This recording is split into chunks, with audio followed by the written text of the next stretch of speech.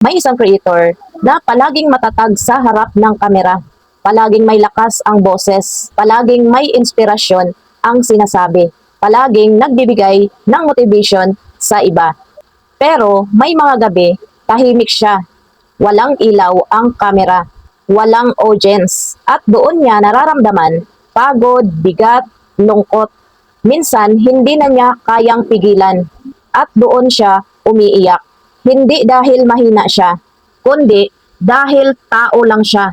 Isang gabi, sobrang bigat na. Parang walang nangyayari sa ginagawa niya. Parang ang dami niyang dala, pero wala siyang mapagsabihan. At sa gitna ng katahimikan, napaiyak siya. Hindi niya alam kung paano ipapaliwanag ang nararamdaman niya. Pero sa bawat luha, may laman, may hinanakit, may dasal. Doon niya naintindihan, hindi kahinaan ang pag-iyak. Hindi ka bumababa kapag umiiyak ka. Sa totoo lang, lumalabas ang bigat na matagal mo nang kinikimkim. At minsan, ang luha ay panalangin na hindi mo masabi sa salita. Para sa mga small content creators, kung ikaw ay napapagod na, nahihirapan na, parang gusto nang sumuko, at napapaiyak ka, hindi ka mahina. Normal yan. Real talk. Hindi lahat ng laban kailangan mong ipakita na malakas ka.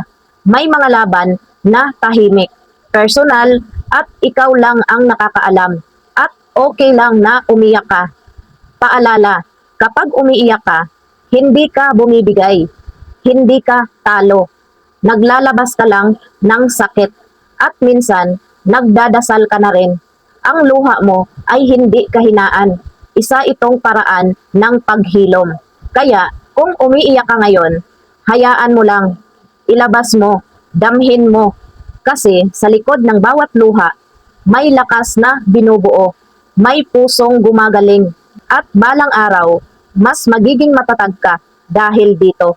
At kung nakarelate ka, i-share mo na tong video na to at i-follow mo na rin ako para mas marami ka pang mapulot na aral araw-araw. Ako nga pala si Lailani Cornetes, andito para mag-share ng tips, learning at real talk na makakatulong sa bawat small creator dyan.